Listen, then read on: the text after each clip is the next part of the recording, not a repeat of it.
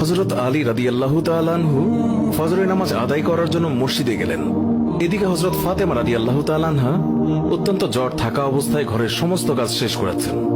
আলী রাদিয়াল্লাহু তাআলা আনহু মসজিদ থেকে এসে দেখলেন ফাতেমা কাঁদছেন। তিনি প্রশ্ন করলেন, ফাতেমা, তুমি কাঁদছো কেন? ফাতেমা রাদিয়াল্লাহু তাআলা আনহা কোনো উত্তর না দিয়ে তখনও আরো জোরে জোরে কাঁদতে লাগলেন।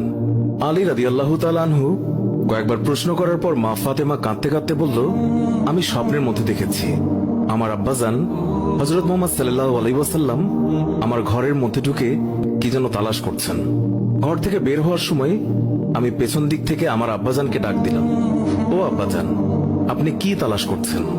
আব্বাজান তখন বললেন, ও আমার ফাতিমা, আমি তো তোমাকেই তালাশ করছি, তোমাকে নিয়ে যাওয়ার জন্য। আরো বললেন, ও আমার ফাতেমা, আজকে তো তুমি রোজা রাখবে, সেহরি করবে আলীর দস্তরখানায় আর ইফতার করবে আমার দস্তরখানায়। তখন হযরত আলী রাদিয়াল্লাহু তাআলা আনহু এই স্বপ্ন শোনার পর দুইজনে বুঝতে আর বাকি থাকলো না যে ফাতেমা ইন্তেকাল করবেন। দুজনে আরো জোরে জোরে কাঁদতে লাগলেন। এই সময়ের মধ্যে হযরত হাসান এবং হুসাইন রাদিয়াল্লাহু তাআলা আনহু এসে তারা জিজ্ঞাসা করলেন, আব্বাজান, আম্মাজান, আপনারা কেন কান্না করছেন? ফাতেমা রাদিয়াল্লাহু তাআলা আনহুর একটি অভ্যাস ছিল, যখন হাসান হুসাইন তাকে কোনো কাজে বিরক্ত করতেন তখন দুইজনকে নানাজানের কবরের কাছে যেতে বলতেন। আজকেও ফাতেমা বললেন, তোমরা দুই ভাই নানার কবরের কাছে যাও। কবরের নিকট যাওয়ার সাথে সাথে কবর থেকে আওয়াজ আসলো, ও আমার আদরের নাতিরা, এই মুহূর্তে তোমরা আমার কাছে কেন এসেছ? আমার কাছে তো সব সময় আসতে পারবে। এখন যাও, গিয়ে মায়ের চেহারার দিকে তাকিয়ে থাকো। আজকের পর তোমাদের আম্মাজানকে আর দেখতে পাবে না। এই কথা শোনার পর দুই ভাই কাঁদছেন এবং দৌড়াতে দৌড়াতে আম্মাজানের কাছে চলে গেল। গিয়ে আম্মাজানকে জিজ্ঞাসা করলেন, তোমরা দুইজন কেন কাঁদছো? বুঝেছি, নানাজান আমাদেরকে বলে দিয়েছেন যে আজকের দিনটি তোমার জন্য শেষ দিন। নানাজান তোমার চেহারার দিকে তাকিয়ে থাকার জন্য আমাদেরকে বলেছেন। বিকেলের দিকে হযরত ফাতেমা রাদিয়াল্লাহু তাআলা আনহা তার শরীর খারাপ হলো, তাকে বিছানায় শোয়ানো হলো।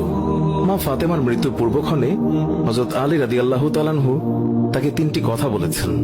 ও আলী, আমার প্রথম কথা হচ্ছে, যেদিন থেকে আমি আপনার ঘরে এসেছি ওই দিন থেকে আজ পর্যন্ত আমি আপনাকে অনেক কষ্ট দিয়েছি। আপনি যদি আমাকে ক্ষমা না করেন তাহলে কি আমার কারণে আব্বাজান অনেক লজ্জিত হবেন। বলেন, আপনি আমাকে ক্ষমা করলেন কিনা? আলী রাদিয়াল্লাহু তাআলা আনহু তিনি তখন উত্তরে বললেন, ইয়া ফাতেমা, তুমি কি বলছো এগুলো? আমি তোমার যোগ্য ছিলাম না। তোমার আব্বাজান দয়া করে মেহেরবানি করে তোমার হাত আমাকে দিয়েছেন। বিয়ের দিন থেকে আজ পর্যন্ত আমি আলী তোমাকে ঠিকমতো দুবেলা খাবার খাওয়াতে পারিনি। ও ফাতিমা, তুমিই বলো, আমাকে ক্ষমা করেছো কিনা?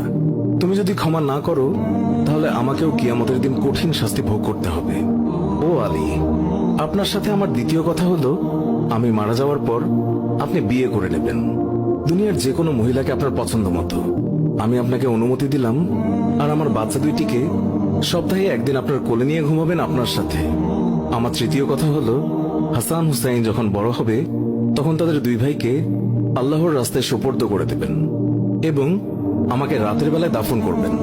হযরত আলী রাদিয়াল্লাহু তাআলা আনহু বললেন, তুমি নবীর মেয়ে, আমি সবখানে খবর দিয়ে তোমায় দাফন করব, এতে সমস্যা কি? হযরত ফাতেমা রাদিয়াল্লাহু তাআলা আনহা তিনি এর উত্তরে বললেন, আমার কাফনের উপর দিয়ে সবাই অনুমান করবে নবীর মেয়ে কতটুকু লম্বা ছিল, কতটুকু স্বাস্থ্যবান ছিল, এতে আমার পর্দা ভঙ্গ হবে। মা ফাতেমার মৃত্যুর পর তার লাশের খাটিয়া বহন করার মানুষ মাত্র 3 জন ছিলেন, হযরত আলী রাদিয়াল্লাহু তাআলা আনহু এবং ছোট হাসান এবং হুসাইন রাদিয়াল্লাহু তাআলা আনহু। হযরত